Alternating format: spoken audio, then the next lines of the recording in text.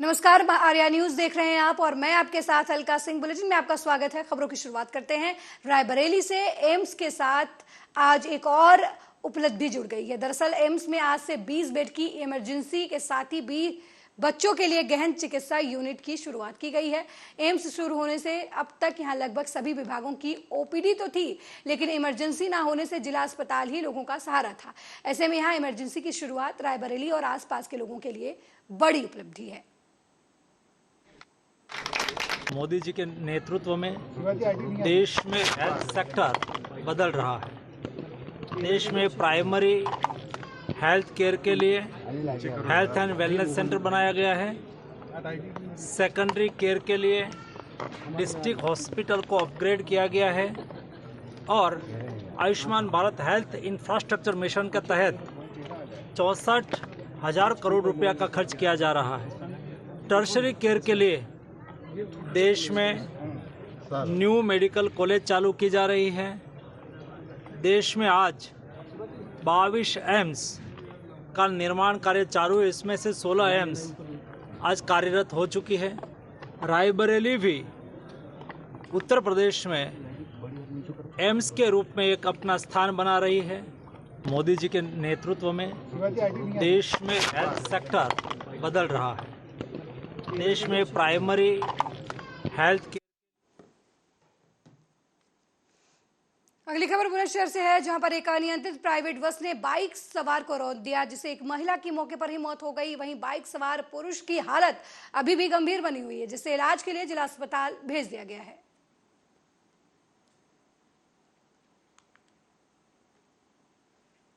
वहीं उत्तर प्रदेश के प्रतापगढ़ जिले में जहरखुरानी का अनोखा मामला सामने आया है, जहां शादी का रिश्ता लेकर आए अज्ञात युवकों ने परिवार को जहरखुरानी का शिकार बनाकर उनके नकदी और जेवरात लेकर वहां से फरार हो गए। बता दें, ये पूरा मामला महेशगंज थाना के गरीबपुर गांव का है। परिवार के सभी 6 सदस्यों की हालत गंभीर बताई जा रही है। वहीं पुलिस अब इस पूरे मामले में आरोपियों की तलाश में जुट गई है। थाना महेशगंज क्षेत्र के गांव गरीबपुर के 6 लोग यहाँ जिला अस्पताल लाए गए हैं। वहाँ स्थानीय थाने को सूचना प्राप्त हुई थी। वहाँ CHC में एडमिट कराए गए। उनका स्वास्थ्य खराब है और वो होश में नहीं है। इस सूचना पर एसओ और पूरा फोर्स मौके पर गया था और सभी को यहाँ जिला अस्पताल ले आए गए इलाज के लिए। अभी धीरे धीरे जो डॉक्टर से बात की है वो बता रहे हैं कि सभी आउट ऑफ डेंजर हैं, लेकिन उनको ऑब्जर्वेशन में रखा गया और उनका इलाज किया जा रहा है। ये स्पष्ट रूप से हमारी जो टीमें लगी हैं छानबीन और जांच कर रही हैं, इसमें स्पष्ट रूप से ये कहा नहीं जा सकता कि क्या घटना हुई। सर लूट उट भी हुई? अभी स्पष्ट रूप से नहीं कहा जा सकता। वहीं फिरोजाबाद में अज्ञात वाहन की टक्कर से एक युवक की मौत हो गई। इस घटना के बाद से युवक के परिजनों का रो रो कर बुरा हाल है। वहीं पुलिस को घटना की जानकारी दे दी गई है। पुलिस ने शव को पोस्टमार्टम के लिए भेज दिया। वहीं पुलिस की आरोपी की तलाश में जुट गई है।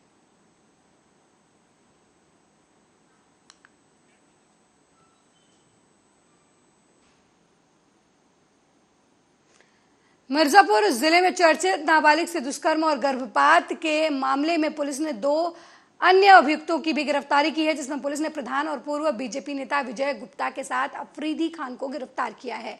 बता दें कि पीड़ित के बयान के बाद पुलिस ने विजय गुप्ता के खिलाफ एक्शन लेते हुए उन्हें गिरफ्तार किया है। वहीं इस मामले को लेकर कांग्रेस और सपा के नेताओं ने जोरदार प्रदर्शन किया और न्याय की मांग की।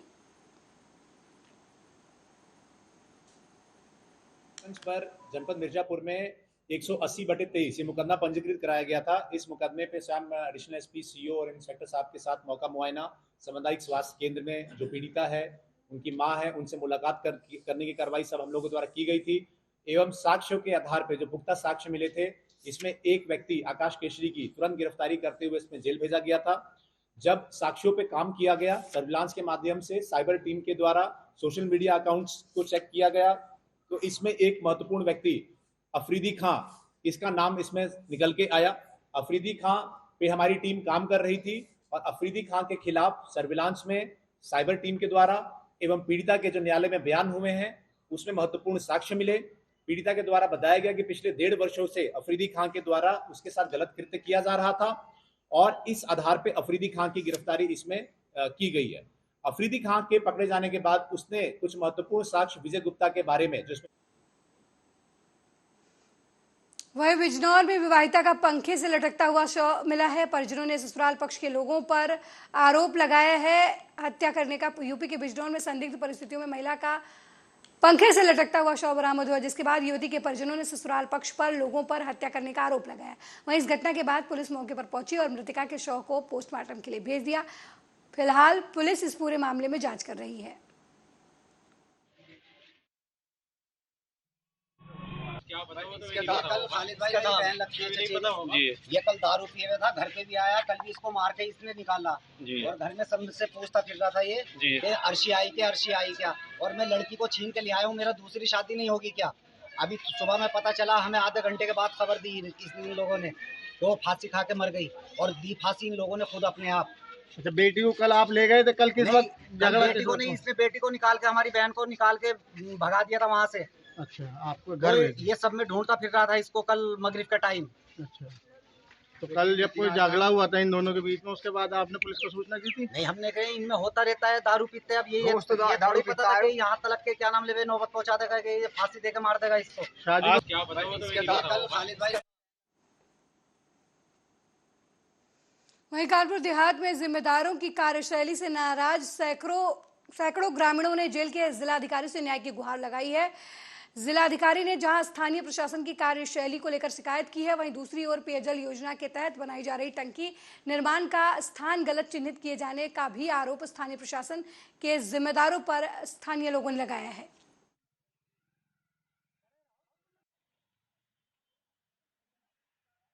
यहाँ पर आज से करीब 1 साल पहले जल निगम के अधिकारी गए थे, तो उन्होंने 5 गांव मैंने अपना घुमा करके जो उन्होंने जगह चयनित की, उस पर हमारी ग्राम पंचायत ने प्रस्ताव कर दिया। प्रस्ताव करने के बाद में करीब 4 महीने काम लटका रहा।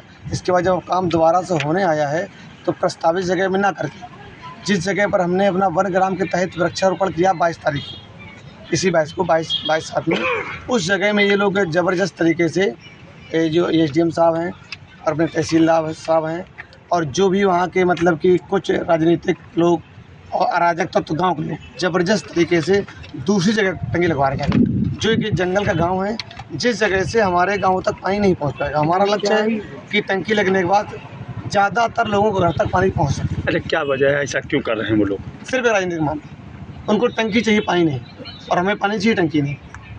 अच्छा, उनका मिशन है कि हमें पानी की टंकी मेरे गाँव में चाहिए। यहाँ पर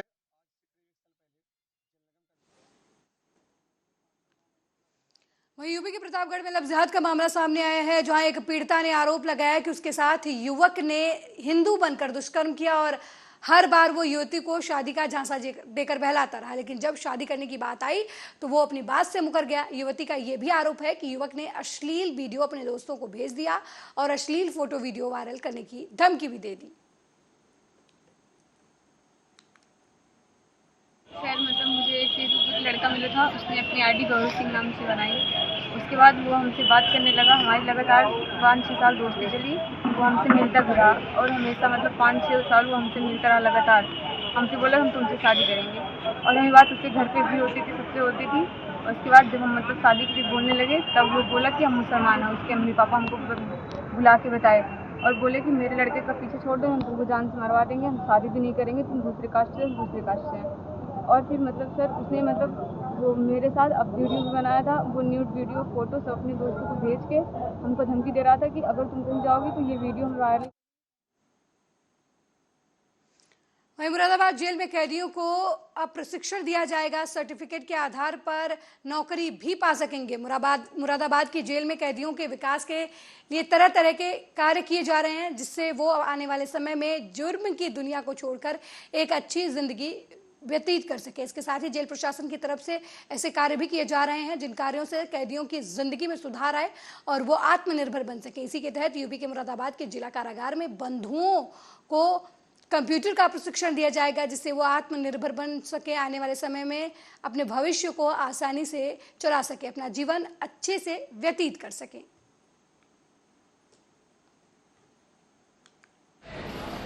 जेल के अंदर बंदियों को स्वावलंबी बनाने के लिए कुछ कार्यक्रम किए जा रहे हैं, तैयार किए जा रहे हैं। उसमें एक कंप्यूटर प्रशिक्षण का भी कार्यक्रम है, महिलाओं के लिए सिलाई प्रशिक्षण का कार्यक्रम चल रहा है, कंप्यूटर प्रशिक्षण का हमारा लैब तैयार हो गया है। इसी वीक में इंडिया विजन फाउंडेशन के द्वारा जो है ये तैयार किया गया है, इसी वीक में उसका उद्घाटन होगा। इसका मेन उद्देश्य है कि बंदी यहाँ से कंप्यूटर का प्रशिक्षण प्राप्त करके जब कारागार से मुक्त होंगे तो वो स्वावलंबी बन सकते हैं और कहीं भी जॉब कर सकते हैं, जिसका कि सर्टिफिकेट हम यहाँ। वहीं गाजियाबाद कब्जे पर जीडीए का बुलडोजर चला है। आपको बता दें कि गाजियाबाद लोनी के आर्य नगर में बसे हुए अवैध घरों और दुकानों पर जीडीए द्वारा कार्रवाई की गई है, जिससे लोगों में दहशत का माहौल देखने को मिला। गाजियाबाद के नेहरू पार्क पर हुई कार्रवाई में लगभग आधा दर्जन अवैध दुकानों को ध्वस्त किया गया है। फैक्ट्री संचालक ने बताया कि 53 सालों से अवैध पार्क की जमीन पर फैक्ट्री का निर्माण किया था, जिसकी सूचना गाजियाबाद विकास प्राधिकरण को मिली। सूचना मिलते ही गाजियाबाद विकास प्राधिकरण ने अवैध बस्ती फैक्ट्रियों पर पीला पंजा चलाकर उसे ध्वस्त करने की कार्रवाई की।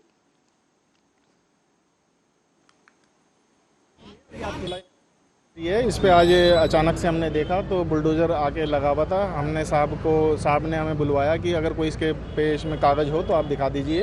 एक इस पे एक वाद हुआ था, हमने उसका फैसला साहब को दिखाया है। साहब ने हमें कल 11 बजे तक का टाइम दिया है, कह रहे आप आके अपनी फाइल दिखा दीजिए, तो हम इस पे कुछ नहीं करेंगे। ये जो तोड़ने से पहले कोई नोटिस दिया था? नहीं सर, हमें कोई नोटिस नहीं दिया। बिना नोटिस के ही सारी कार्रवाई हमारी।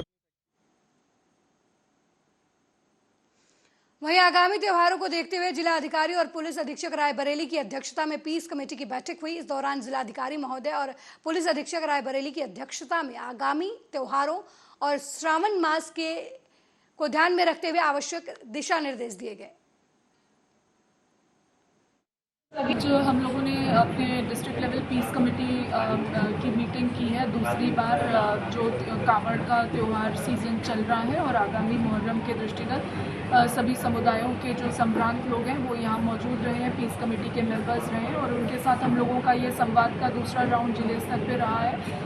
उनसे हम लोगों ने पूछा है कहीं कोई दिक्कतें हों, कोई समस्याएं हों तो वो बताएं, ताकि उनका समय रहते संज्ञान लेकर हम लोग उस पर कार्रवाई कर सकें। उसके अलावा हम लोगों ने शासन की जो अपेक्षाएं हैं, जो हमारी अपेक्षाएं हैं, उससे उनको अवगत कराया है।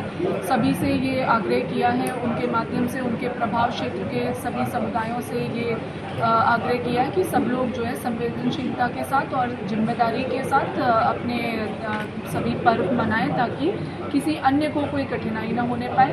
और जो मानक हैं, चाहे वो साउंड लेवल का हो, उसका ध्यान रखा जाए। जो रूट्स हैं उस पर PWD और बिजली विभाग के सभी अधिकारियों को निर्देश दिया है कि उस पर भी अपना एक बार। वहीं अगली खबर रायबरेली से है, जहां नहर में बहता हुआ एक अज्ञात युवक का शव बरामद हुआ, जिसके बाद ग्रामीणों में हड़कंप मचा हुआ है। हालांकि सूचना पर पहुंची पुलिस ने जांच में शुरू कर दी है। ये पूरा मामला भदोखर थाना क्षेत्र के बेहटा पुल स्थित शारदा नहर का बताया जा रहा है।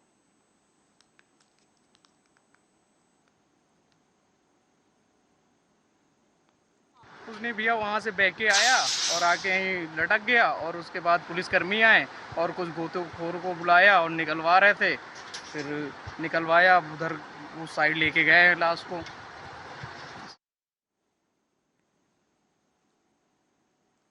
वहीं रायबरेली के नसीराबाद थाना क्षेत्र में ससुराल गए एक व्यक्ति का शव संदिग्ध हालत में पेड़ से लटकता हुआ पाया गया। मिली जानकारी के मुताबिक नसीराबाद थाना क्षेत्र के बेढौना गांव निवासी युवक मंगलवार अपने ससुराल गया था। सुबह शव मिलने से घर में कोहराम मच गया। सूचना पर नसीराबाद एसओ राकेश चंद्र आनंद घटना स्थल पर पहुंचे। ग्रामीणों की मदद से शव को नीचे उतरवाया गया। परिजनों ने हत्या की आशंका जताई है।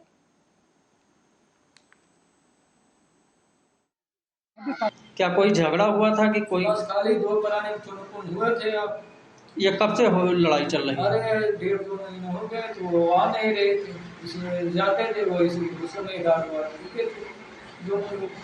ये कल कितने टाइम यहाँ पे आए? कल हमको पता नहीं था, क्योंकि हम मंडी वहाँ से जब आए बाजार में, वहाँ पता लगा धक्का है ही नहीं। हम कहा होंगे कहीं गए होंगे, आप हमें चले आएंगे। फिर छोटा भाई छोटी बहन थी, वहाँ पानी लगाए थे खेत में, तो वहाँ रात भर गए, 1 बजे तक जो है पानी लगाए थे मैंने। अब मेरी औरत है और छोटा भाई।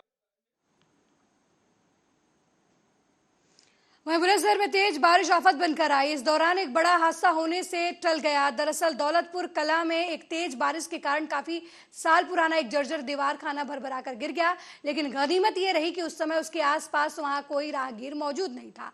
हालांकि दीवान खाना गिरते समय लोगों ने अपने मोबाइल कैमरे में कैद कर लिया।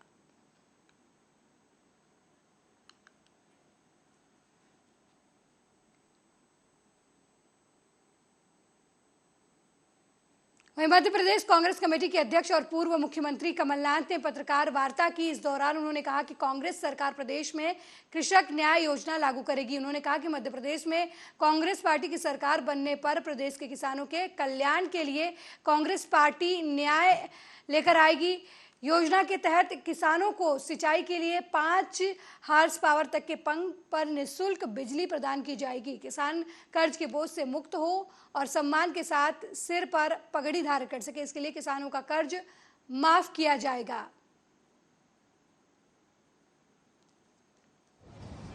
बड़ी खुशी हुई आप सबसे मिलकर। भाजपा की झूठी घोषणा है, किसानों को कैसे धोखा दिया। हमेशा कहते रहे कि खेती को लाभ का धंधा बनाएंगे, किसान का आयु दोगुना करेंगे। प्रदेश के किसानों की आय कम हुई। हमारा प्रदेश 70%, हमारे प्रदेश की अर्थव्यवस्था 70% कृषि क्षेत्र पर आधारित है, और जब कृषि क्षेत्र कमजोर हो जाता है तो हमारी जो आर्थिक गतिविधि है ये प्रभावित होती है। आर्थिक गतिविधि माने इकोनॉमिक एक्टिविटी। जिसकी किराने की दुकान है गांव में, उसकी दुकान का व्यापार कम हो जाए तो वो आर्थिक गतिविधि को इफेक्ट करता है, जीडीपी को नहीं इफेक्ट करता। प्रदेश में किसानों की आय कम हुई है। नीति आयोग ने भी ये आंकड़े दिए हैं। प्रदेश के किसान कर्जदार हो गए। आय बढ़ती तो किसान कर्जदार क्या होता? ये नहीं कि किसानों की संख्या बढ़ रही है, किसानों की संख्या तो बढ़ रही है, पर एक एक किसान का कर्जा बढ़ता जा रहा है। प्रदेश में किसान कमजोर हो रहा है, और ये जो किसान है, ये बढ़ती हुई जो कर्जदार हो रहा है, ये बहुत चिंता का विषय है। हमने कृषि क्षेत्र में एक नई क्रांति आई। हमने कर्जा माफ की नीति बनाई थी। पहले किश्त में हमने 27 लाख किसानों का कर्जा माफ किया। आज बीजेपी कहती है हम ब्याज माफ करेंगे, तो कर्जे का क्या होगा? कर्जा पर तो ब्याज चढ़ता रहेगा। ब्याज माफ कर देने से किसान को राहत कुछ मिलेगी, पर अगर वो कर्जदार बना रहे वो तो चलता रहेगा, उसका ब्याज चलता रहेगा। किसान मध्य प्रदेश का जहां मैं जाता हूं, किस तरह बीज खाद के लिए भटक रहा है।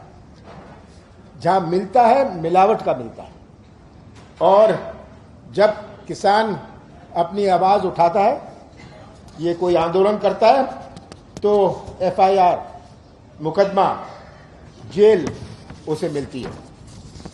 हमने ये सब पर अध्ययन करके ये तय किया है कि हम कृषि न्याय योजना लाएंगे। ये न्याय योजना जो होगी, इसका उद्देश्य है कि किसान का इनपुट कॉस्ट कम करने का। आपने कहा मेरी बात और शिवराज की बात में बहुत अंतर है। ये सही कहा आपने। मेरी बात और शिवराज सिंह जी की बात में बहुत अंतर है। और निवेश नहीं आता, क्यों नहीं आता? इन्वेस्टमेंट, निवेश आप डिमांड नहीं कर सकते, आपको अट्रैक्ट करना पड़ता है। Investment is an article of faith. Investment can not be demanded, it has to be attracted. और अट्रैक्ट तभी होता है जब लोगों को प्रदेश पर विश्वास हुए। ये इन्वेस्टमेंट समिट करते हैं, 33 लाख करोड़ रुपए का आप जोड़िए, इन्होंने इन्वेस्टमेंट समिट में घोषणाएं करी है। कितना इन्वेस्टमेंट आया? इसका 5% भी नहीं आया। और मैंने कोई इन्वेस्टमेंट समिट नहीं किया। जो मैंने किया था इंदौर में, मैंने सम्मेलन किया था जिसमें बड़े से बड़े उद्योगपति जिन्होंने भाग लिया। मैंने कोई घोषणा नहीं करी। मैंने कहा पहले मैं मध्य प्रदेश की पहचान एक विश्वास की बनाऊंगा, तभी इन्वेस्टमेंट आएगा। और यही होता है। आज लोग जो दूसरे प्रदेशों में जाते हैं, क्यों जाते हैं? जिसको तमिलनाडु और केरल में अपना सामान बेचना है, वो पंजाब और हरियाणा में क्यों लगाता है उद्योग? उसके लिए तो ज्यादा सुविधा है, वो मध्य प्रदेश में लगाए। 5 प्रदेशों से हम घिरे हुए हैं। तो ये एक ऐसा प्रदेश है जो 5 प्रदेशों से हम घिरे हुए हैं, पर इन्वेस्टमेंट जाता है दूसरी जगह। हम जितने भी आपराधिक केस बने हैं किसानों पर आंदोलन के, इन सब को हम वापस लेंगे। खेती के लागत को कम किया जा सके, ये इसका हमारा उद्देश्य है। शिवराज सिंह जी को 18 साल बाद बहनें याद आई, बहुत सारी चीजें अभी उनको याद आ रही हैं। संविदा याद आया। 2018 में शिवराज सिंह ने ये कहा था कि 90% हम देंगे, आज तक नहीं दिया। अब वो कुछ दिन पहले संविदा की घोषणा कर रहे हैं। मैं तो कहता हूं आपने जो 18 में कहा था वो बैकलॉग भी दे दीजिए, अपना वचन पूरा करिए। और अभी आप कह रहे हैं कि हम 100%, पहले कहा 90%, तब कहते हैं 100%। ये सब गुमराह करने की, प्रलोभन देने की और अपनी पाप धोने की इनकी योजना है। चुनाव आ जाते हैं, इनको संविदा याद आते हैं, इनको बहनें याद आती हैं। ये सब बातें इनको तब याद आनी शुरू होती हैं। तो बड़ी